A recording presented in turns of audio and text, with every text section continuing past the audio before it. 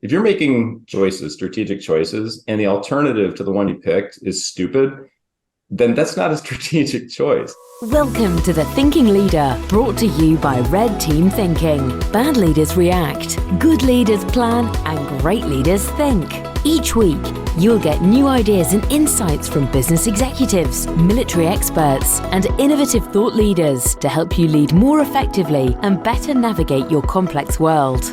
Now, here are your hosts, best-selling business author and top-rated leadership speaker, Bryce Hoffman, and former RAF Wing Commander and business agility coach, Dimbleby. Hello and welcome to the show. This week, Bryce and I have a guest joining us. Bryce, who is it? We do indeed, Marcus. Our guest this week is John May. John is the co-founder of the Uncertainty Project, which is something that I have become really excited about and have been following closely. I was introduced to it by my good friend from Google, Chris Butler, and I think there's a lot, as we'll talk about, that overlaps between what they're working on and what we're working on. John's got a great background in Agile and business transformation, going back through Atlassian to Motorola.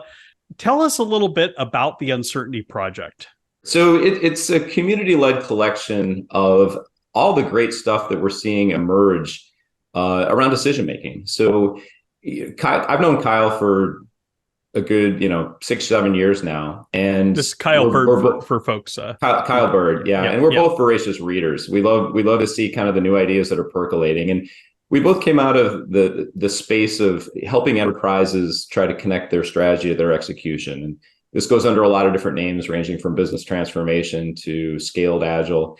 But that's really the core of it. Is you've got a strategy extending all the way to the top, and you've got execution happening with teams all the way at the bottom. And it's a tremendous challenge, no matter what terms you put on it. And some of the things that were really catching our eye were trying to bring a little more thought to how decisions get made in that challenge of connecting strategy to execution.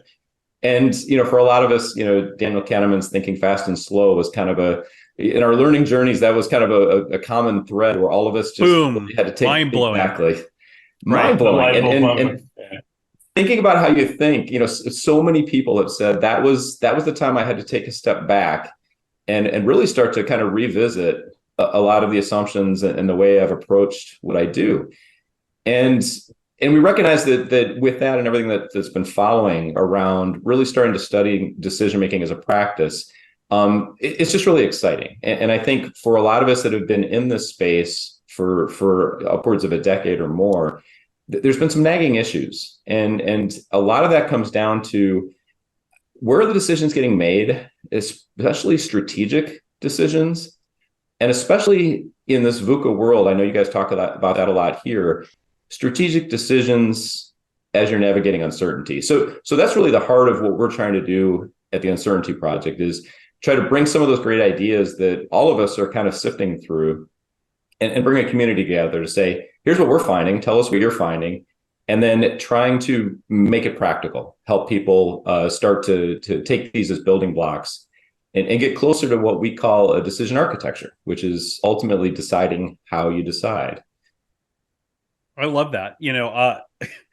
When I first read Thinking Fast and Slow, which was when I was at the Command and General Staff College going through the U.S. Army's Red Team Leader course, I don't think I slept that week that I was reading it, because every night I'd finish reading the book and close it. And I'd sit there and stare at the ceiling and think about, why do I believe this? Is this something I actually believe, or is this my what biases are feeding into this thought that I have here?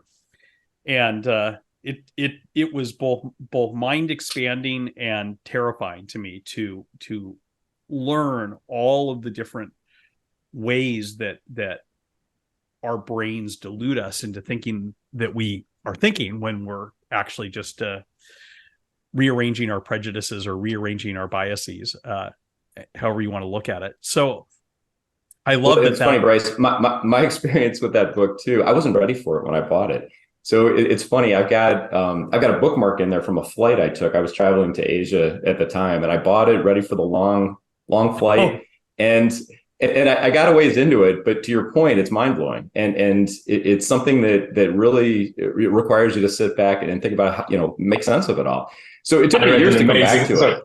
I just want to share I've learned that's not a unique experience. A lot of people bought it, put it on the shelf, and only later were able to go back to it when the timing was right.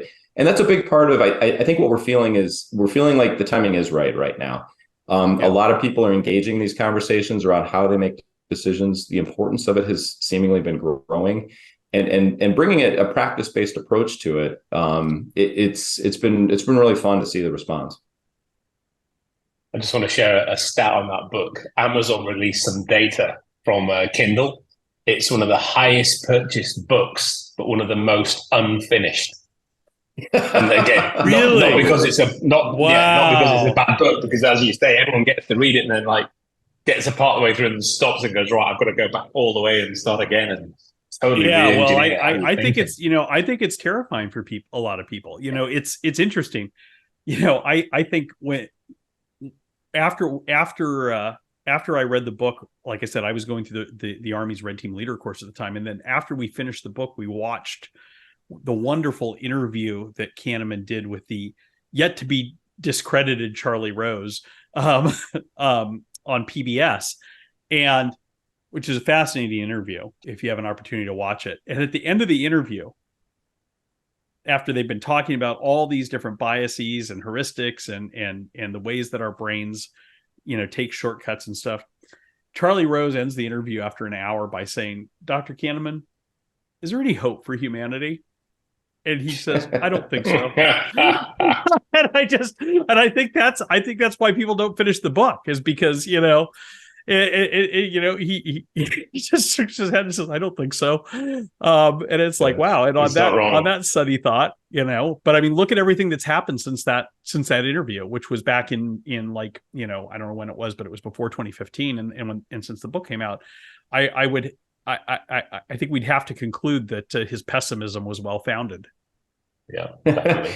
Well, Marcus, I love your statistic on that too, because you know as well as I do that in enterprise settings, business transformation conversations, it's incredibly pragmatic. So there's so much to digest in a book like that. It deserves a pretty extended conversation just to make sense of, well, what do we do with this, right? This is fascinating. It takes, you don't get it the first time. You got to keep peeling it back a little bit, but there's a there. Yeah, there's I've revisited that book so many times. And that's what's happening now. I think people are starting to figure out ways to bring, some of the things they've learned there into their day-to-day. And that's going to be an ongoing process for years now. But as we start to think about decision-making and really shine a light on an area that, we'd like to say that these were implicit practices, right? There's so many decisions being made all the time in any company setting. But making that a little more explicit, it feels like it's really ripe for that, right? Given, how remote and hybrid our settings are, gathering in an office and jumping on the whiteboard as we used to do in the day, that's not where decision making is sparked anymore. So what's going to replace that? A lot of work still to be done on that. Well, the name you guys have chosen for your initiative, the Uncertainty Project, I think really speaks to it. We went through a long era, and I would submit it goes all the way back to at least the 1980s. My mother was an up and coming executive back in the 1980s, and then it was all about Japanese management. There was like Theory Z, or what Theory Zero, Theory Z. I can't remember which. We'll find it. But there was the art of Japanese management and stuff. And then you got, you moved on to the 90s and you got Good to Great and stuff like this. And I think we went through several decades where people thought that you just needed to crack the code, right? And then along comes Kahneman and says, yeah, there isn't really a code to crack. And I think that's deeply unsettling to people to deal to be in that realm of uncertainty. And but then you go back and you look and how many of the companies that are discussed in Good to Great are still great? How many of them are still in existence? And that is a nice coupling to one of the most troubling parts of Kahneman's book, which is where he's talking about regression of the mean. and he does his experiment with having Israeli fighter pilots throw shekels behind them and see who can come closest to hitting the mark, and then shows them that doesn't, just because you hit the bullseye the first time, if you do it 20 times, you're no better than anyone else. He then extrapolates that to companies too. And, just because some company has a period of amazing success, is that really because they figured something out that is profound and actionable, or is it because they just got lucky? I mean, I think there are lessons that you can take from the success of organizations, but I also think his point is well taken that, again, all you have to do is go back and look at good to great to see that a lot of these companies didn't crack the code. And you mentioned luck, and that's a big part of, I think, what we're trying to emphasize as well is it's so easy with decision making to do what they call resulting, right? Look at the outcome, and then if the outcome's good, your decision is good, right? No, wrong. So this new emphasis on it is a practice, and how you attack that is one that can generate some consistency, especially as how you start collaborating with others, which has emerged as one of the common themes. The dialogue that takes place on the way to a decision is so undervalued and underutilized. I think that's been a really healthy trend that we've seen. How do we make that happen?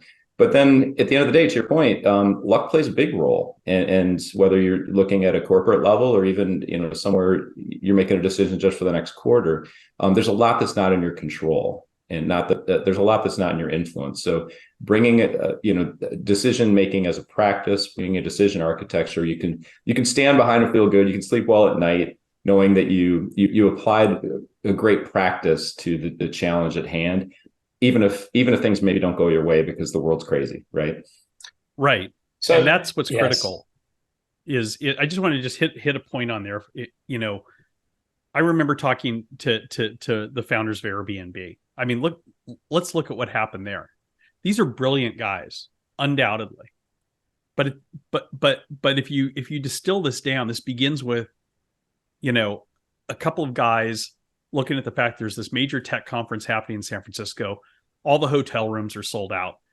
They post something, I think, on Craigslist saying, hey, you could sleep on our floor and we'll give you breakfast for this much money, and are overwhelmed with requests from people, and then figure out how to turn that into a business.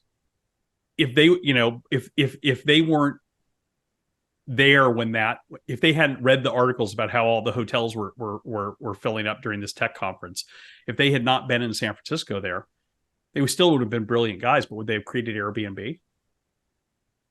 Create something else probably, but it's opportunity, isn't it? Yeah. And that's where we see people making a difference. Yeah, it's such a great story. And I think, again, it's hindsight. We're looking back at that decision to put that ad in, but another really exciting thing is to start to give some attention to things like beliefs and assumptions, right? So assumptions testing is a real popular topic right now. So you can say that those leaders of Airbnb, whether they knew this is what they were doing or not, they were making an assumption that ad in the paper would get a response, and they tested it very cheaply. And then that was just part of the process that led them to all the goodness. But I think I know in my career, looking at digging deeper into the mental models and the beliefs that we stand upon to make our decisions, and then even down the road, looking at the assumptions that are the foundations of our plans and making those visible, making those explicit. That's not a world I was taught. That's not a world I grew up in. But we're seeing more and more of that as, no, this needs to be on the table. This needs to be what we talk about. And that seems super promising and new. And again, a lot to unpack, a lot to digest with it. But it feels fundamentally different in an exciting way. Right. So and I think it's essential to dealing with the uncertainty that you've taken the name from is something Marcus and I hear all the time from people in our programs is, why isn't this taught in business school?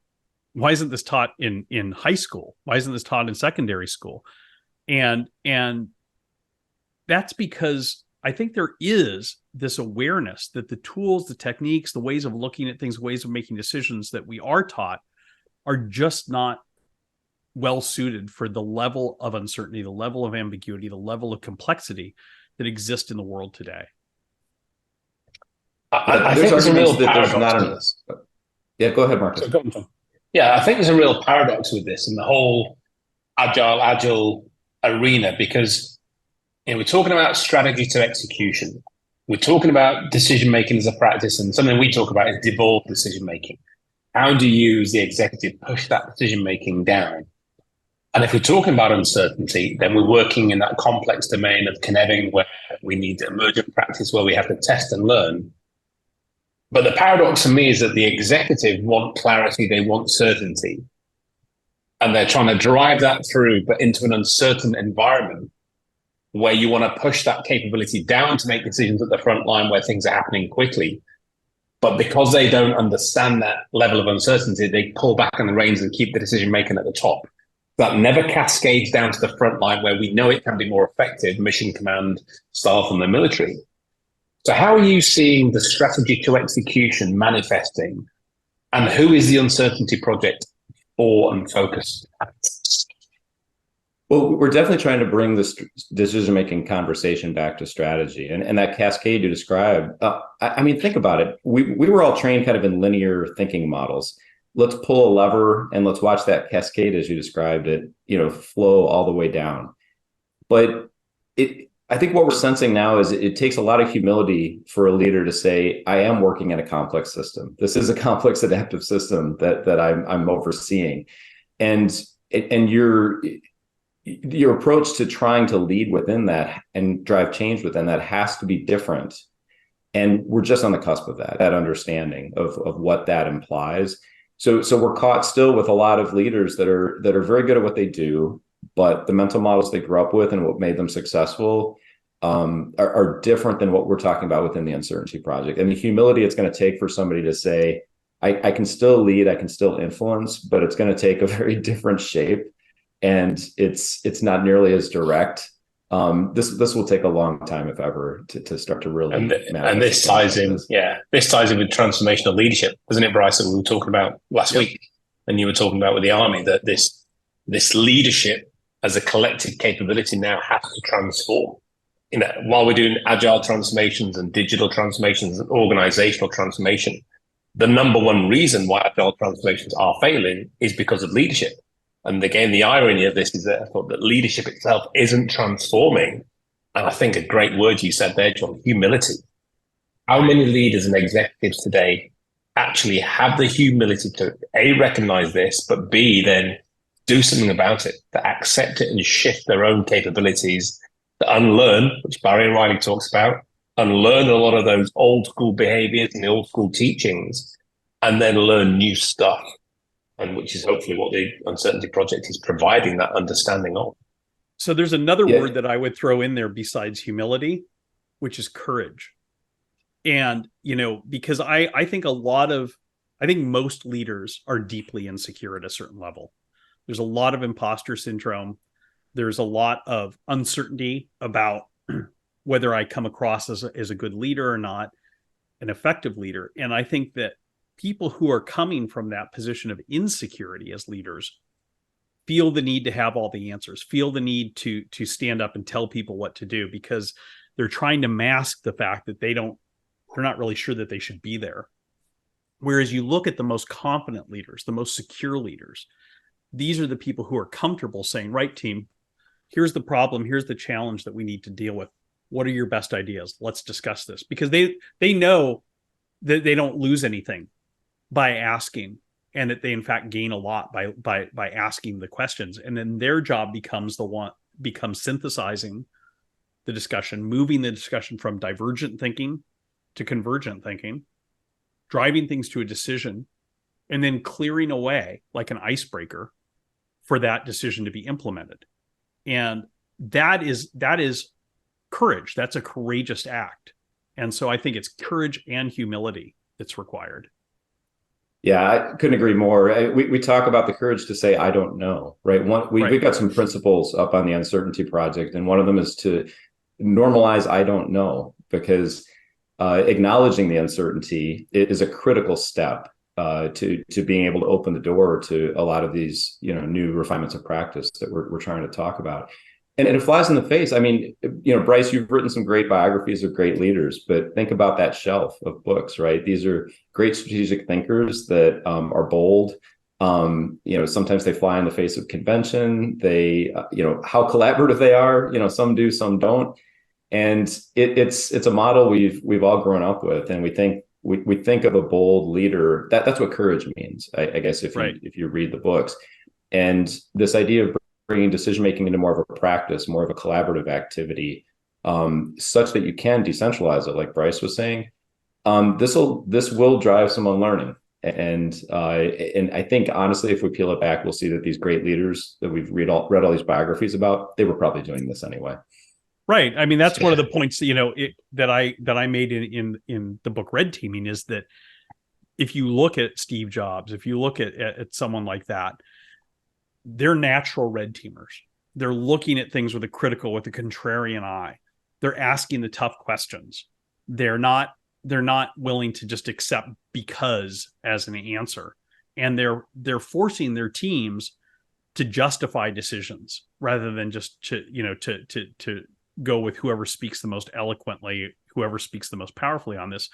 And that is one of the aims of what led me to write that book, was helping I say it in the introduction, most of us are not Steve Jobs, and most companies don't have a Steve Jobs, but that doesn't mean that you can't learn the behaviors, the practices, the tools, the techniques that would help you think like a Steve Jobs, help you lead like a Steve Jobs, help you lead like an Alan Mulally, and use those to be the leader your organization needs you to be. But you say something that is so important, John, and it's something that we've been preaching this now for 3 years, that decision making needs to be a practice, not a process. And it's funny because I think the first time that I shared this with a client, and it was a big Fortune 50 company, his response was, well, damn, at our organization, decision making isn't even a process, it's an event. And he said, we do a quarterly offsite where the senior leadership team gets together and makes decisions, and then we don't revisit them for another 3 months. And I mean, that's just, and be damned if they change. Right. And you just can't lead you can't lead that way now. And no. It's so essential for people to recognize that their fundamental job as leaders is decision making writ large. And that doesn't mean being the decider necessarily. It means engaging in the process, the practice rather, of decision making collectively as a leadership team, ideally. Yeah, and one of the things that Agile brought is this emphasis on short feedback loops, right? And then that's rippled through, we talk about business agility now, trying to bring that same idea to shortening feedback loops, and it's around these decisions. So, back in the day, stable times, go back to the 90s, go back to the 80s, tell me how far we have to go back, where you could lay out a strategy for a couple of years and then just go execute it. And, that seems, farcical now. So this idea of getting together quarterly, but having a practice behind it to both make new decisions, revisit old decisions, and bring an attention to strategy to bear, that I think is one that has to be a practice as well. So strategic decision making is a big thing that we're talking about. Going back to your Steve Jobs example, the parts of those books that I love are how he made bold choices. He was willing to make the hard calls, and I'm sure those examples are all over the place, but teaching strategy as an integrated set of choices, like some of the people like Roger Martin are people that are influencing a lot of what we're thinking right now. And his emphasis that it's an integrated set of choices that precedes the planning. So, some people point to their roadmaps and their planning and say, that's my strategy. And I think, and this was my experience actually in Agile transformations and business transformations, there was this assumption that strategic choices, difficult, bold choices, ruling things out were happening somewhere upstream. But then when I would come in the door, I saw a list of over 100 projects in their portfolio that they were actively running. And I saw everything at priority one. And that's the residue of the absence of bold choices. So, well, absolutely. And kicking the can down the road. It's interesting that you mentioned Roger Martin. I mean, I'm a big fan of Roger Martin's framework, Playing to Win. I will say it's also the very thing that led me to first write that decision making needed to be a practice, not a process. And the reason I say that is because I was working with a large multinational that, like a lot of large multinationals, uses the Playing to Win framework. to develop strategies and make decisions. And what I saw there was that the way in which Roger Martin's playing to win framework had been reduced to a series of check boxes. And that there wasn't any thinking really going on as much as there was checking boxes and kind of where to play, how to win, is a really powerful thing.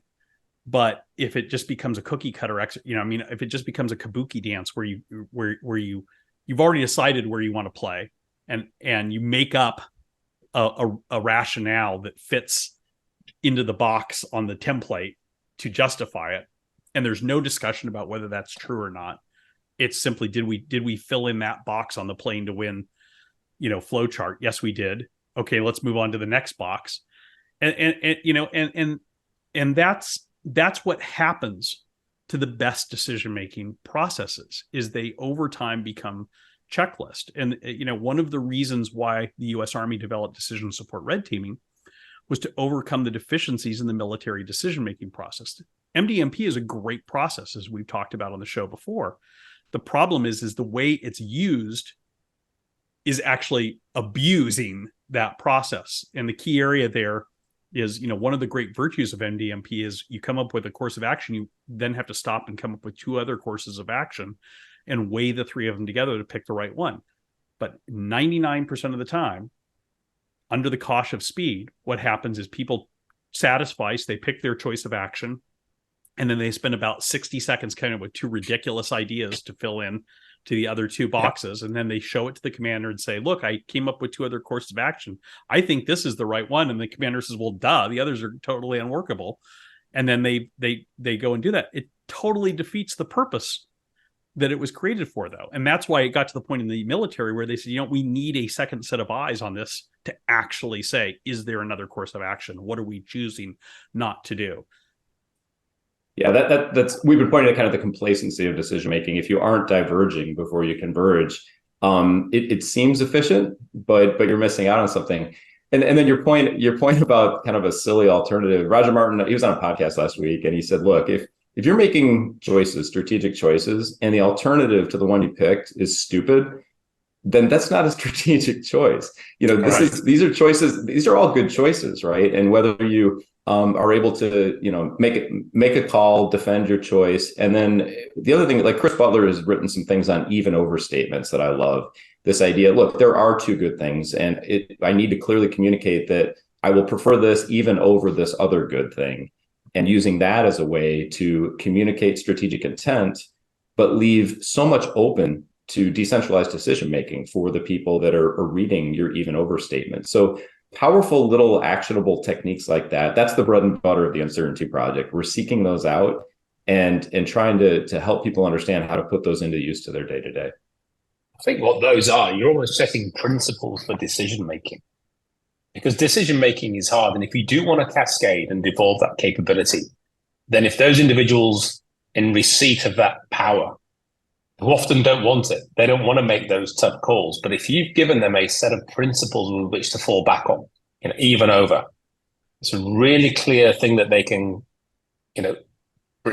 just break out. When they get to a decision where they're going, there's 2 options here, revert back to first principles. What were we taught? What were we, bounded by?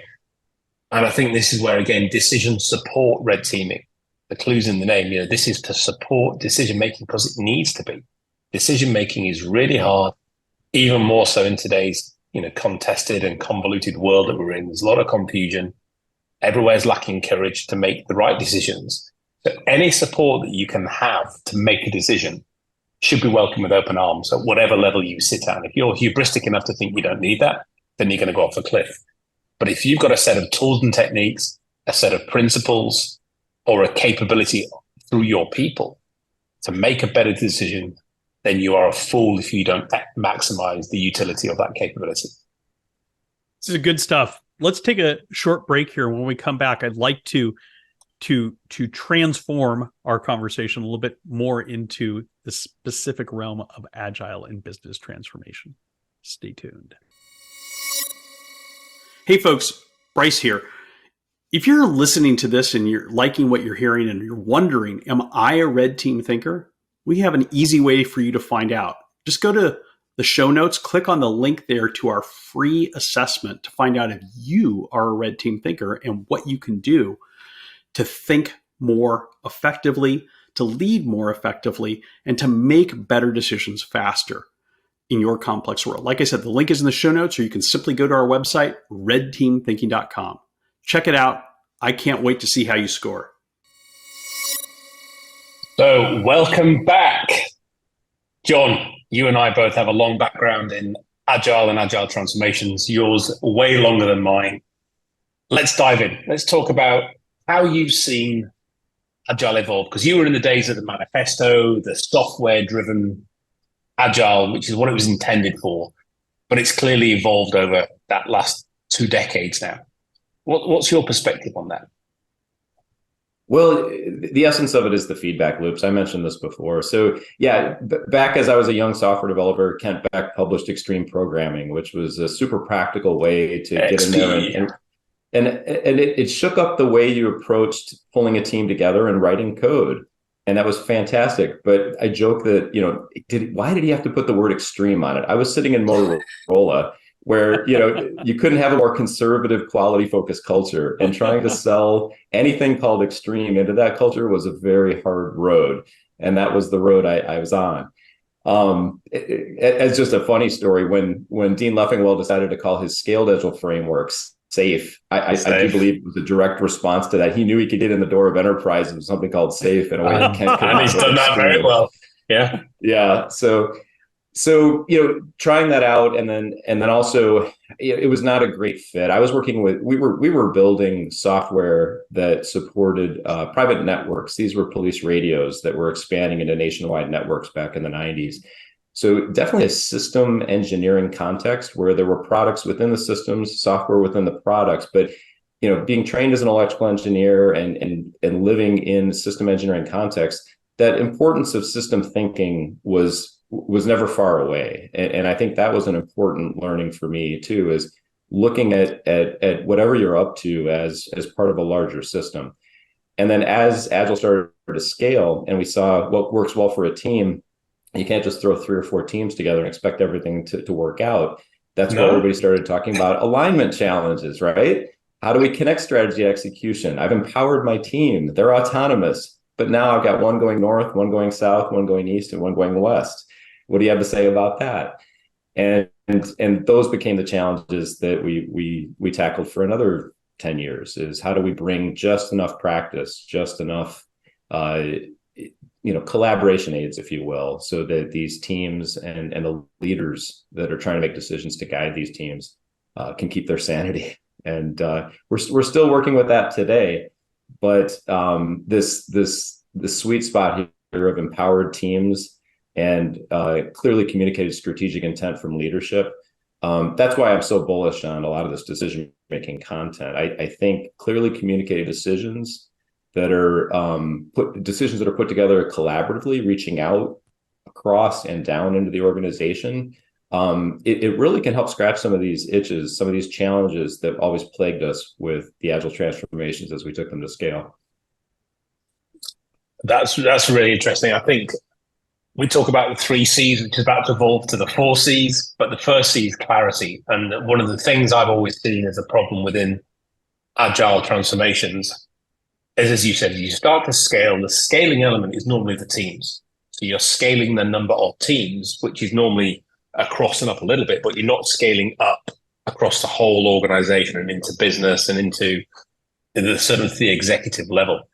So as you said, to get that clear intent down into that scaled team area, I think is absolutely fundamental and one of the biggest struggle points and pain points, because as those teams scale, you create more dependencies between the teams, you create more confusion rather than clarity. But anything that you can do from the top to ensure that conduit is passing information down and the clear instruction, the clear decision-making authority to stop at the level it needs to do, I think is one of the things that can unlock the success of Agile transformations or not. Yeah, and another thing that I think is exciting is the emphasis in Agile on the customer centricity. this is another huge key to alignment. And we talked about Roger Martin a little while ago, this idea of where do I play? How do I win? In a business setting, it's pretty clear that, where you play is about your markets. It's about your customer segments. It's about your jobs to be done, if that's where you want to go. But one of the things I think that is very much within our sights is no matter where you are in the organization, top to bottom, even down at the team level, everybody wants to be a strategic thinker. This was my experience, especially recently at Atlassian. I think everybody knows that this is their growth. If you want to get that next promotion, if you want to show that you're growing as an individual in a large enterprise, you want to have strategy in your title, or you want to be able to say you built a strategy. And that's great. I think helping people learn these skills so they can grow their careers and speak strategically, this is something we should be encouraging everywhere. And that's part of this decision-making practice conversation. So I think when you bring this customer centricity back and say, look, almost anybody in this company, whatever you do, you can talk about who you're serving. And let's call them the customer. They could be internal, they could be external, but you're serving somebody. And then bringing some of this mindset of, well, let's make some difficult strategic choices on how you serve them, right? Because we've all seen cases where anybody that tries to be everything to everybody, this is a plague in a lot of our modern corporations. Right. So even if you're a small team, making some bold choices on who you're going to serve and how you're going to, succeed on that. These are strategic skills that are relevant almost anywhere. And that's exciting as well, because taught at the foundational levels, and then as people start to grow in their careers, they're only going to get better. That links to what you and I talk about. You say teaching this at that level. I think I know one of the missing things is leadership and teaching the capability of leadership. But just as you were talking then, I was seeing that, strategy is missing from Agile. It's not something that's discussed. It's not really a word that crops up. It's something that other people do upstairs. And I think, as you said, if you want to get on in your career, if you want to be effective as an Agilist, wherever you are, at the front line, touching the customer, facing outwards, facing upwards, if you're not understanding strategy and what that truly means and applying that strategic thinking, if you're not clear on what leadership means, then there are two elements that are going to mean that you stay in that level all along, and your peers who get it will start to quickly move ahead. Yeah. And Marcus, I know you've seen this too. So in Agile, and especially Agile at scale, there's backlogs everywhere, right? At various levels of resolution, but backlogs. And then inevitably people are prioritizing those backlogs. And then the question comes up, how should I prioritize the backlogs? And if you climb that and start asking why enough times, it's going to lead you to probably an emperor has no clothes moment of where is the strategy? So we found that no matter what you're working with, the why this should be prioritized over that, the argument for that comes back to somebody's strategic, bold choices, and how well those are understood, communicated, whether they even happened is another big reason why I think you see a lot of struggle. Large backlogs with everything at the top priority. This is a symptom, and I think we're starting to see some areas where we can go and explain how strategy can alleviate that. Well, this is so important because this is something where I think business can learn a lot from the military. I will tell you, the very first time that I brought red team thinking at scale into a large multinational corporation. I brought with me as one of my co-instructors a recently retired colonel who'd been one of the leaders of the red teaming program for the U.S. Army. And we got to our first practical application session where we were going to apply some red team thinking tools, pre-mortem analysis, assumptions challenge to an actual strategy. And the senior leader came in and told the group of students that were going through this, we're going to now shift from theoretical to practical application, passed out the actual strategy. In a panic, the colonel came and took me aside, waving the 6-page document at me. And he says, "Are they joking?" I said, "What do you mean?" He said, "Do they actually think this is a strategy?" He says, "This is a wish list." And he was right. It was 6 pages of bullet points saying, we're going to expand in this area. We're going to double our revenue by doubling our customers by doing this. And he said, there's no strategy here. This is like some kids sat down and wrote a list of things they wanted Santa to bring them on Christmas morning. And they've sent that to the North Pole and are now going to wait for it to come. He's like, where's the strategy here? And he wasn't wrong, and I've seen that time and time again, that often what passes for strategy in business is really, kind of a detailed wish list. Or that might show up as goals. So that's something we're looking at literally just this month in the Uncertainty Project, is what is the relationship of goals, as we connect strategy execution. And some people will say the goals are my strategy, but I think there's a lot more to that conversation on how you arrive at your goals. And that's what we're trying to appeal. That's what your strategy is. And then you bring in OKRs and all the other stuff. And you compare that to a military strategy, which is more detailed than a business needs. But I mean, there's a lot of daylight between those two places. In military strategy, you're getting into, well, when you get down to the actual orders being issued based on strategy, this group, group X will move to location Y at time Z, and it's very specific. And there in between there is a happy medium where I think organizations need to be, in terms of having done some actual strategic thinking, having tested their assumptions, having looked at alternatives, having considered the ways that their plans could fail, having developed contingencies, having looked at the way that potential external events could impact the execution of the strategy as you roll forward. Then you've got something that's really robust, that's flexible, that's resilient, and that you can actually begin executing with confidence, even in today's VUCA world. And something I know that you've definitely covered in Red Team Thinking is the complaint that we hear about strategy and decision making is, I don't have time for that. Where am I supposed to find the time to go do that? And this gets into something I think you covered recently around reactive versus proactive, right? The default is reactive, right? And people get rewarded for being very good at putting out fires. So where are we going to find the time? And in a way, I know you're familiar with the concept of a choice architecture from the book Nudge. It's almost, I haven't really thought of this deeply, but it's almost like we need to introduce a choice architecture for strategy that lets us have the room to go build a strategy. Like, how do we nudge people to carve out time for strategic thinking? Because that's got to be step one. We hear that over and over and over again. And then once you have that, then good dialogue, which is, this is another key thing that we're hearing, is it's not just grab the data, go make a decision. This dialogue of, truth seeking and understanding the data and asking questions. You mentioned the great leaders were always asking the great questions. Well, imagine that's happening throughout an organization. That would be a little different than I think the norm today.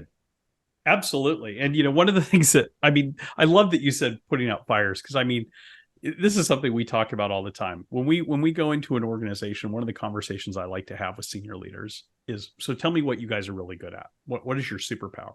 Number one answer. So we're really good at putting out fires. And I always say the same thing. I say, we actually are, we train senior fire leads for the U.S. Forest Service, National Park Service, and FEMA. So we actually have clients whose job it is to put out fires. And let me tell you something. If you're not one of those clients, then when you tell me you're really good at putting out fires, what you're really telling me is you're really good at starting fires. I love that. Because if your actual job is not putting out fires, that's not something to be proud of. That means that you're in an organization that is constantly, creating crises and having to deal with problems that it created. And I think, that's the thing is we have to move beyond this. And John, you've hit the nail on the head. Is the excuse, the lie that organizations tell themselves is, we don't have time for strategy. We don't have time for thinking. We have to react. The only reason you have to react is because you haven't thought, because you haven't developed strategy. If you develop strategy, if you'd taken that time up front, you wouldn't be reacting. You wouldn't be constantly putting out fires. Well, but it's a change in mindset that's required. It is, and it's a permission to take some time, right? So Marcus, we saw like an emphasis on quarterly planning emerge from the Agile at Scale community over the last number of years. Get everybody in a big room and PI planning. Yeah, sure, but there was something to the idea of like there was permission to hold that event, right? It was a ceremony, and love it or hate it, it did buy you some time to do some important things. So I'm wondering if you mentioned the 3-day offsite with some leaders, right? That's whether it happens annually or quarterly, but I'm wondering if that could morph into something that becomes that permitted thinking space to get the right dialogue with a better practice in place. Yeah, right.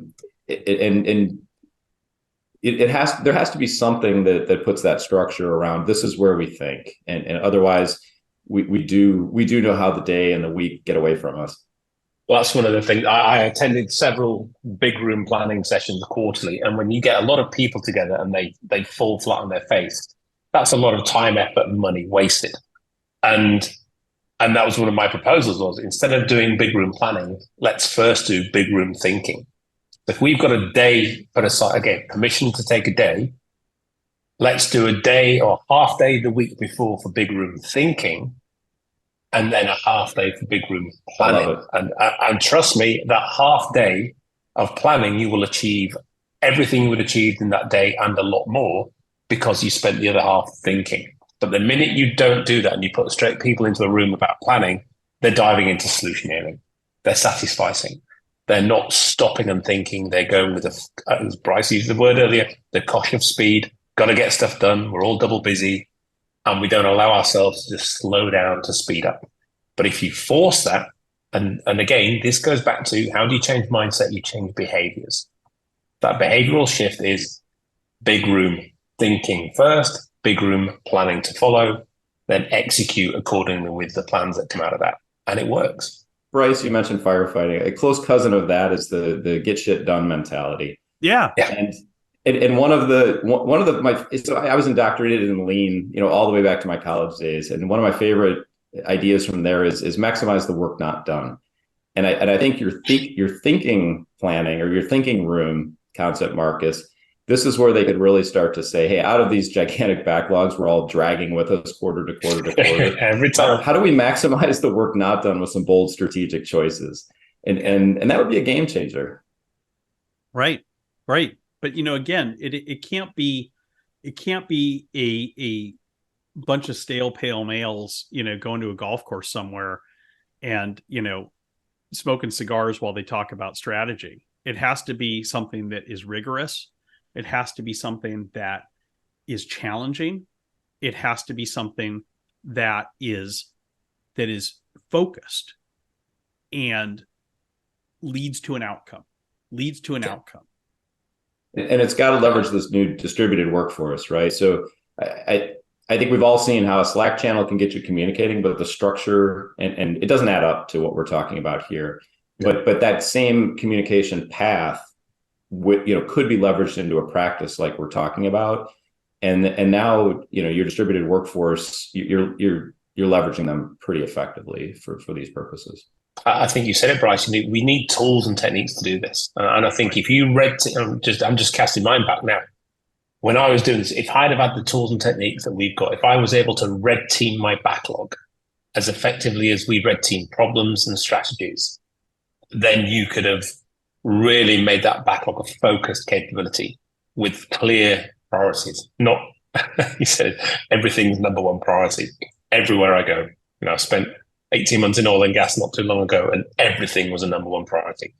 So frustrating, but because people don't know how to do that effectively, they're not armed with the tools and techniques. They've got ideas, but they've got to get permission. But if you've got the tools and techniques that allow you all, again, behavioral shift, to do that, then the mindset shift starts to follow, and therefore you start to do this as a practice. And you have to be, it's liberating to be ruthless about some of this stuff. Mm-hmm. And rigorous is perhaps a politer term. But, one thing that we do as an organization, because we constantly drink our own coffee, is every quarter, Marcus and I look at everything we're doing. And we ask ourselves, if we were starting over from scratch, would we still be doing this? And, and then if the answer is no, then kill it, take it out back and put a bullet in its head. Because why keep doing things that you wouldn't voluntarily do? And yet, how many organizations have projects, have things in their backlog that are there just because nobody's willing to speak up and say, that was a stupid idea to begin with. We shouldn't have done it. Let's just. But how much time does that take us, Bryce? And how much time is that free? Exactly. That's right. The whole point, isn't it? But to take the time to do that is, can't do that.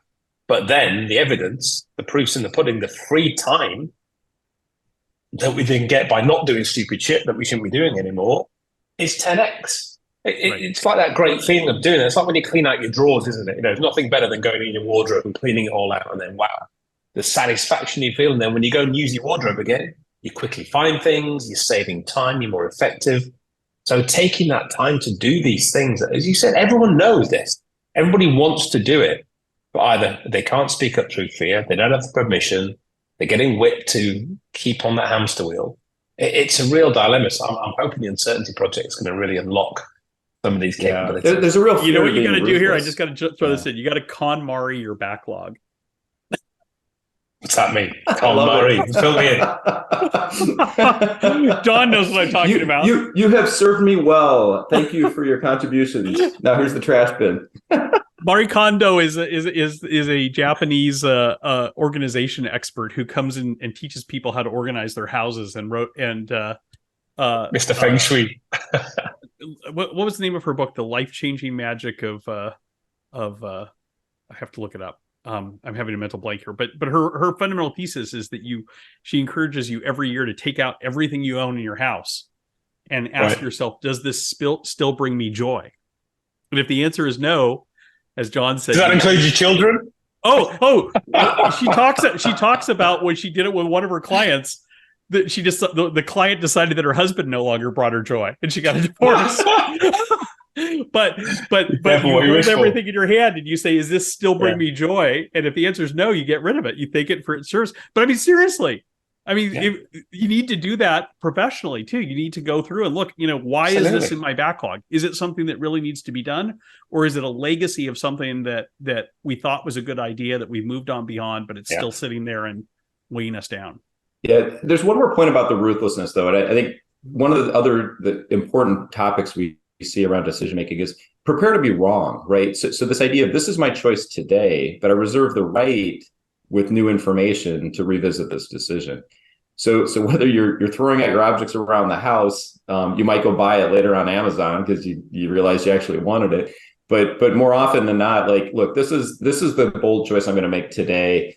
There's a concept we've talked about called tripwires, where you say, look, it's based on some beliefs I've got, but these are just beliefs. And if information like this, that, and the other comes in by this date, I'm going to use that as a tripwire to come back and re-engage this conversation. So that safety of being ruthless is something we're still striving for. But one thing I think that would help with that is this idea of let's make decision-making a more collaborative activity. When it's a singular leader with the cognitive load and I have to go off and come back with all these decisions come down from the mountaintop, that's exhausting. And we know that great dialogue, great collaboration is going to be a key ingredient in our decision architectures. And I do believe if we get this right, it'll create an environment where it's easier to be ruthless. It's less fearful for sticking your neck out. And obviously the decision quality is going to go up as well. And that goes back to humility and courage. Yeah. That's and humility and courage. Want to do bring people in. Improve decision quality. Great stuff. Folks, the book that I just referenced was The Life-Changing Magic of Tidying Up by Marie Kondo. I love John, that. It has been a pleasure talking with you. We're going to have to continue this conversation, have you on the show again. Sounds great. It's been a pleasure on my end as well. Real pleasure, John. Good to see you.